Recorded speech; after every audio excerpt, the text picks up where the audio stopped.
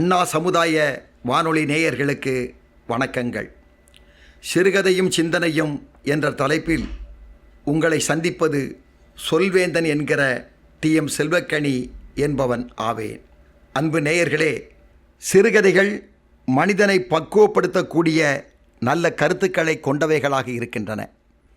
அருமை நேயர்களே, இன்றைய தினம் எது சொர்க்கம் அப்படின்னு ஒரு தலைப்பில் 2 சம்பவங்களை சொல்கிறேன். இப்போது ஒரு தொடக்கப்பள்ளி, ஒரு 3ஆம் வகுப்பு டீச்சர். இந்த ஸ்கூல் டீச்சர்லாம் பாடம் எடுத்துகிறது கொஞ்சம் பார்த்திங்கன்னா கொஞ்சம் வித்தியாசமாக ரொம்ப ஆனந்தமாக இருக்குது. இப்போ உள்ள காலங்களில் டீச்சர்லாம் பாட்டு பாடிட்டே பாடம் நடத்துகிறாங்க. சில ஸ்கூலில் சில டீச்சர் ஆட்டத்தோட, அதாவது டான்ஸோடவே பாடம் நடத்துகிறாங்க. இப்படி பல புது புது காட்சிகளை குழந்தைகள் மத்தியில் உருவாக்கி பாடங்களை நடத்துகின்ற பொழுது அது குழந்தைகளுடைய மனதில் ஆழமாக பதிகிறது. அது உண்மைதான். இது ஒரு நல்ல ஒழுக்க வகுப்பு, குழந்தைகளுக்கு பாடம் நடத்திட்டு இருக்காங்க. 3ஆம் வகுப்பு டீச்சரு. அப்போ டீச்சர் ஸ்டூடெண்டெல்லாம் பார்த்து, யாரெல்லாம் மோட்சத்துக்கு வாரீங்க, வரணும்னு ஆசைப்படுறீங்க, அவங்கெல்லாம் கையை ஒசத்து அப்படிங்கிறாங்க. கிளாஸில் 49 பிள்ளைகள், 48 பிள்ளைகள் கையை ஒசச்சிட்டு, ஏன்னா மோட்சத்துக்கு டீச்சர் கூட்டிகிட்டு போகிறேன்னு சொல்லிட்டாங்களே சொல்லி 49 பிள்ளைகள் கையை தூக்கிடுச்சு. ஒரே ஒரு குழந்தை மட்டும் தன்னுடைய கையை தூக்கலை. டீச்சர் பார்த்தாங்க, மற்ற பிள்ளைகளெல்லாம் கையை கீழே போட சொல்லிவிட்டு அந்த கையை தூக்காத குழந்தையை கூப்பிட்டு, ஏமா சுஜாதா, உனக்கு சொர்க்கத்துக்கு வர விருப்பம் இல்லையா அப்படின்னு கேட்டாங்க. ஆமாம் டீச்சர், எனக்கு சொர்க்கத்துக்கு வர விருப்பம் இல்லை. ஏன்னா எங்கள் அம்மா ஸ்கூல் முடித்த உடனே நேராக வீட்டுக்கு வான்னு சொல்லிட்டாங்க. அதெல்லாம் சொர்க்கத்தில் வந்தால் என் வீட்டுக்கு போக முடியாது. ஏன்னா நீங்கள் சொர்க்கத்துக்கு போங்க, நான் எங்கள் அம்மாக்கிட்ட வீட்டுக்கு போயிடுறேன். அம்மா சொர்க்கம் ஆனந்தமாக இருக்கும். நோ டீச்சர், எனக்கு எங்கள் அம்மா மடி தான் சொர்க்கம். நான் வீட்டுக்கு போய் எங்கள் அம்மா மடியில் கொஞ்சம் நேரம் படுப்பேன். பிறகு எங்கள் அம்மா எனக்கு தின்பண்டங்கள்லாம் தருவாங்க, அதையும் சாப்பிடுவேன். பிறகு ஓடி ஆடி விளையாடுவேன். பிறகு பசி வரும்போது சாப்பிடுவேன். பிறகு எங்கள் அம்மா மடியில் போய் படுப்பேன். எனக்கு இதை விட பெரிய சொர்க்கம் இருக்கிற மாதிரி தெரியல டீச்சர், நான் வரலன்னு குழந்தை சொல்லிடுச்சு. சரி, இப்போ நம்ம சாலி கிராமத்தில் ஒரு சாமியார் தன்னுடைய பக்தர்களெல்லாம் ஒரு இடத்துல கூப்பிட்டு அவர் பிரசங்கம் பண்ண ஆரம்பித்தார். அப்படி தன்னுடைய பக்தர்களெல்லாம் பார்த்து, சொர்க்கத்துக்கு போக வழியை இன்று நான் உங்களுக்கு காட்டுகிறேன் அப்படின்னார். அவர் பக்தர்களில் ஒருத்தர் தன்னுடைய 15 வயசு பையனை கூட்டிகிட்டு வந்திருந்தார் அந்த கூட்டத்துக்கு. அந்த பையன் திடீர்னு எந்திரிச்சான். சாமிகள் அப்படின்னா கூட்டமே அந்த பையனை பார்த்துச்சு. நீங்கள் பொய் சொல்கிறீங்க அப்படின்ட்டான். சாமியார் கோவம் வருமா வராதா? அவ்வளோ கூட்டத்தில் ஒரு சொர்க்கத்துக்கு வழியை காட்டுறங்காரு, ஒரு சின்ன பொடி பையன் எழுச்சி நீங்கள் பொய் சொல்கிறீங்கன்னுட்டான். உடனே அவர் அப்படி நின்று அந்த பையன்ட்ட, எப்படியப்பா அப்படின்னு கேட்டார். சாமி இன்றைக்கி நீங்கள் டி நகருக்கு வந்தீங்கல்ல அப்படின்னு கேட்டான். அவர், ஆமாப்பா, நான் டி நகருக்கு வந்தேன். அப்போது வரும்பொழுது 10 மணி காலையில். அப்போ நான் உங்களை பார்த்தமில்ல? ஆமாப்பா பார்த்தேன். உங்களுக்கு வணக்கம் சொன்னமில்ல? ஆமாப்பா நீ வணக்கம் சொன்னேன். நீங்கள் அப்போ என்கிட்ட என்ன கேட்டீங்க? ஞாபகத்தில் இல்லையாப்பா அப்படின்னார். டி நகர் போஸ்ட் ஆஃபீஸுக்கு போகிற வழி எங்கன்னு கேட்டீங்க. நான் உங்களுக்கு டி நகர் போஸ்ட் ஆஃபீஸுக்கு வழியே சொல்லி தந்தேன். டி நகர் போஸ்ட் ஆஃபீஸுக்கே வழி தெரியாத நீங்கள் சொர்க்கத்துக்கு எப்படி வழியை காட்ட முடியும்னு அந்த பையன் சொன்னான்.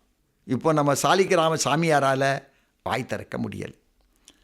அருமை நேயர்களே, இன்னொன்று சொல்லலாம், இதிகாச கதைகளிலிருந்தே சொல்லலாம். ஈஸ்வரனும் ஈஸ்வரியும் ஒன்றா சேர்ந்து அப்படியே நகரத்தெல்லாம் பார்க்கலான்னு முடிவு பண்ணி 2 பேரும் வடக்கிருந்து அப்படியே வந்துக்கிட்டே இருக்காங்க. அப்படியே தமிழ்நாடை தாண்டி அப்படியே மதுரை பக்கம் போகிறாங்க. போகும்பொழுது தான் நம்ம அம்மா ஈஸ்வரி அம்மாவுக்கு ஒரு ஞாபகம் வந்துச்சு.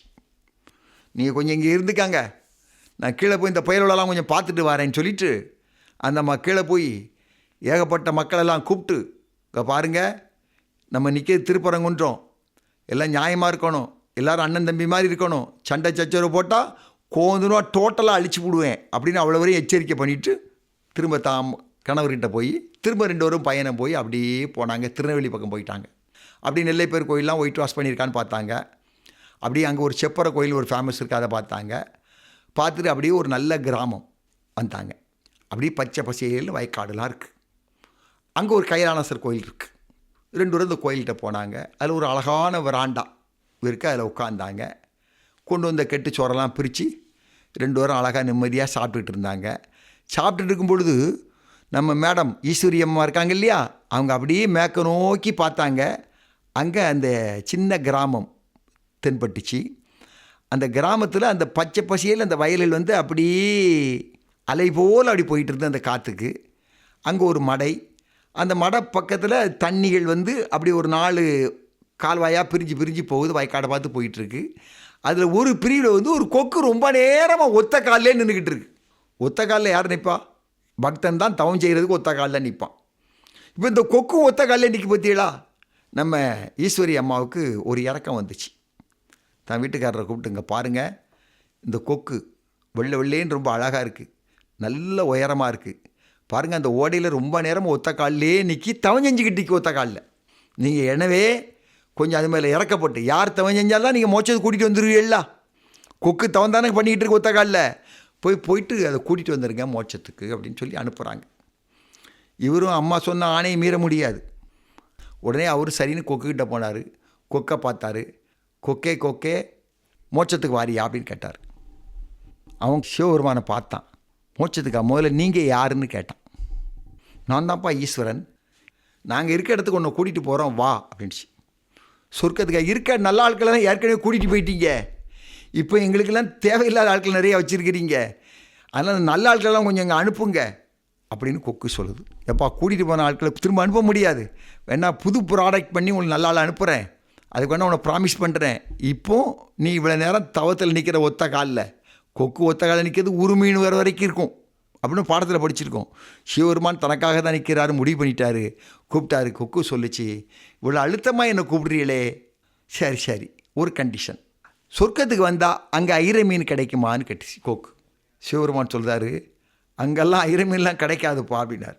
அப்போ கொக்கு சொல்லிச்சு, நான் வரல, ஏன்னா இந்த மடை பக்கத்தில் இருக்கக்கூடிய இந்த ஓடையில் எனக்கு ஐர மீன் கிடைக்கிது, நான் கொத்தி ருசியாக வயிறு ஃபுல்லாக சாப்பிட்றேன், அப்புறம் வாய்க்குள்ளே 4 வச்சுக்கிறேன், என் அலைகளை 2 வச்சுக்கிறேன், எடுத்துகிட்டே போய் என்னுடைய குஞ்சுகளுக்கு கொடுக்குறேன், என்னுடைய மனைவி கொடுக்குறேன், என் பக்கத்து வீட்டுக்காரங்களாம் கொடுக்குறேன். இப்படி நான் கொடுக்கும் பொழுது அவங்களெல்லாம் சந்தோஷமாக என்னை பார்க்குறாங்க, மகிழ்ச்சியோடு என்னை பார்த்து ஒரு நன்றி விசுவாசத்தோடு அவர்கள் என்னை கவனிக்கின்ற பொழுது சொர்க்கத்தில் இருக்கக்கூடிய இன்பம் எனக்கு இங்கே கிடைக்கிறது, இதுவே எனக்கு சொர்க்கமாக இருக்கிறது, நான் அங்கே வரவில்லை என்று அந்த கொக்கு சொல்லிவிட்டது. இப்பொழுது ஏமாற்றத்தோடு சிவபெருமான் ஈஸ்வரிகிட்ட போய் என்ன பாடுபட்டிருப்பார் நீங்கள் புரிஞ்சிக்காங்க. அருமை நேயர்களே, சொர்க்கம் என்பது என்ன? பிறர் மகிழ என்றைக்கு நாம் வாழ்கின்றோமோ அதுதான் நமக்கு சொர்க்க வாழ்க்கை. எனவே யாருடைய முகமும் கோணாமல், யாருடைய மனமும் துன்பப்படாமல், யாருடைய மனதும் புண்படாமல் வாழ்கின்ற வாழ்க்கையை என்றைக்கு நாம் கற்றுக்கொள்ளுகிறோமோ அன்றைக்கே சொர்க்கத்தினுடைய இன்பங்களை நாம் அனுபவிக்கிறோம் என்று தான் அர்த்தமாகும் என கூறி விடைபெறுகிறேன். நன்றி, வணக்கம்.